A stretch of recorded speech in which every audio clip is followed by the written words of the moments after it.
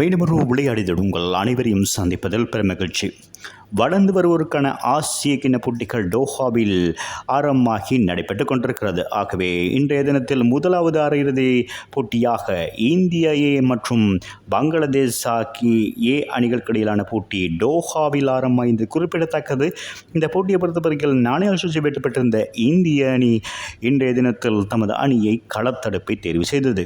அதன் அடிப்படையில் பங்களாதேஷ் வீரர்கள் ஆரம்ப துடுப்பாட்டத்திலே சிறப்பான ஒரு ஆரம்பத்தை வழங்கியிருந்தார்கள் என்று குறிப்பிடத்தக்கது. 4.2 பந்து வீச்சில் 43 ஓட்டங்களை பெற்றுக் கொடுத்திருந்தார்கள் முதல் விக்கெட்டுக்காக.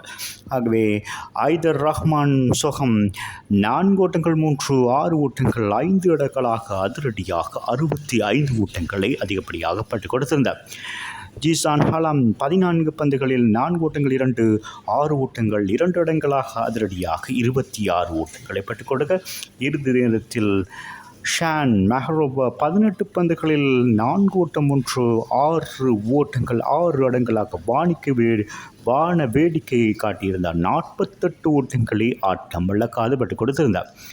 யாசிர் அலி ஆட்டம் இழக்காத 9 பந்துகளில் 4 ஓட்டங்கள் 2 6 ஓட்டம் 3 இடங்களாக 17 ஓட்டங்களோடும் ஆட்டம் இழக்காத வழக்கில் நிர்ணயிக்கப்பட்ட 20 ஓவர்களில் 6 விக்கெட்டுகளை மாத்திரமிருந்த 194 ஓட்டங்களை பங்களாதேஷ் அணி பெற்றுக் கொடுத்திருந்தார்கள். 7வது விக்கெட்டுக்காக பிரிக்கப்படாத ஒரு சிறந்த இணைப்பாடத்தை அமைத்திருந்தார்கள்.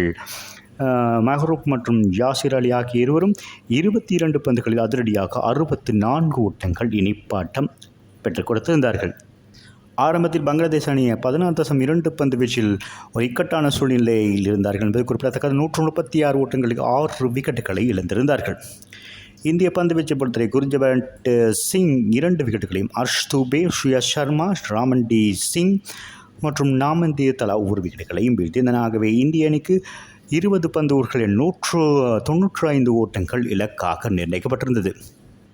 அதிரடிக்கு பஞ்சமில்லாத இந்திய அணி இந்த போட்டியில் வெற்றி பெறுவார்கள் என்ற ஒரு விறுவிறுப்பான போட்டியை காணலாம் என்று ரசிகர்கள் எதிர்பார்த்த வண்ணம் இருந்த வழக்கில் முதலாவது விக்கெட்டுக்காக சூரியவன்சி மற்றும் பிரியன் ஆரன்ஷா 22 பந்துகளிலே 53 ஓட்டங்களை இணைப்பாட்டம் அமைத்திருந்தார்கள். முதலாவது விக்கெட்டுக்காக 19 பந்துகளிலே 50 ஓட்டங்களை கடந்திருந்தார்கள் என்பதும் குறிப்பிடத்தக்கது இந்த ஜோடி.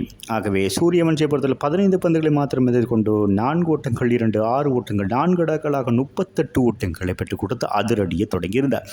பிரியன் ஆரியன்சா 23 பந்துகளில் 4 ஓட்டங்கள் 4 6 ஓட்டங்கள் 3 அடங்களாக 44 ஓட்டங்களை பெற்றுக் கொடுத்தமை குறிப்பிடத்தக்கது. ஏற்கனவே நடந்த 2 போட்டிகளிலும் 10 ஓட்டங்கள் பெற்றுக் கொடுத்து ஆட்டம் இழந்த இன்றைய போட்டியில் பொறுப்புடன் ஆடி இருந்தாலும் முக்கியமான தருணத்தில் தனது விக்கெட்டை விட்டுக் கொடுத்திருந்தார். நாமந்தீர் ஒரு மந்தகதியில் துடுப்படுத்தாடி 7 ஓட்டங்களை பெற்றுக் கொடுத்திருந்தார். 12 பந்துகள் எதிர்கொண்டு ஜிதேஷ் சர்மா அணியின் தலைவருக்கு இன்றைய தினம் நிறைய பிடியெடுப்பு வாய்ப்புகள் வழங்கப்பட்டிருந்தது என்பது குறிப்பிடத்தக்கது. அதனை சரியாக பயன்படுத்திக் கொள்ளாமல் 23 பந்துகளில் 4 ஓட்டம் 6 ஓட்டங்கள் 2 இடங்களாக 33 ஓட்டங்களுடன் ஆட்டம் எழுதியிருந்தார். ராமன்டி சிங் இறுதி நேரத்தில் 11 பந்துகள் 4 ஓட்டங்கள் 3 இடங்களாக 17 ஓட்டங்களை பெற்றுக் கொடுத்தோடு நேகல் வதேரா ஒரு மந்தமான துடுப்பாட்டத்தை இன்றைய தினத்தில் வழங்கியிருந்த 29 பந்துகளில் 4 ஓட்டங்கள் 2 6 ஓட்டம் 1 இடங்களாக 32 ஓட்டங்கள்.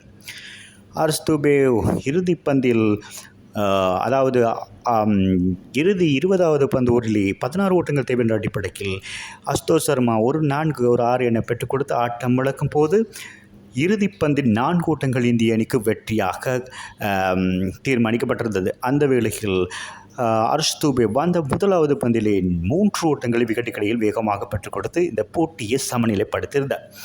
ஆகவே அதன் காரணமாக இந்திய அணி நிர்ணயிக்கப்பட்ட 20 ஓவர்கள் 6 விக்கெட்டுகளில் 196 ஓட்டங்களை பெற்றுக் கொடுத்து சமநிலைப்படுத்தியிருந்தது. பங்களாதேஷ் பந்து வீச்சை பொறுத்தவரை அபு ஹைதர் ரோனி 2 விக்கெட்டுகளையும் மற்றும் ரகிபுல் ஹசன் 2 விக்கெட்டையும் வீழ்த்தியதோடு ரிபான் மண்டல் மற்றும் ஷக்லின் 1 விக்கெட்டையும் வீழ்த்தியது குறிப்பிடத்தக்கது. ஆகவே இந்த போட்டி சூப்பர் ஓவருக்கு வழிவகுத்திருந்தது குறிப்பிடத்தக்கதாகவே இந்திய அணி ஆரம்ப துடுப்பாட்ட வீரர்களாக பிரியன் ஆரியன்சா மற்றும் சூரியவன்சி ஆகிய இருவரும் ஆட்டுகள் நுழைவார்கள் என்று பார்த்த வேளையில் ஜிதேஷ் சர்மா ஆட்டுகள் நுழைந்து முதலாவது பந்திலே தன்னுடைய விக்கெட்டை போல் முறையில் ஆட்டம் இழக்க வைத்திருந்தார். அதன் பின்னதாக அசுதோஷ் சர்மா வந்திருந்தார். அவரும் அடுத்த பந்திலே ஆட்டம் இழக்க 2 பந்துகள் 2 விக்கெட்டுகளை இழக்க இப்பொழுது பங்களாதேஷுக்கு ஒரு ஓட்டு மாத்திரமே தேவைப்பட்டது வெற்றிக்கு.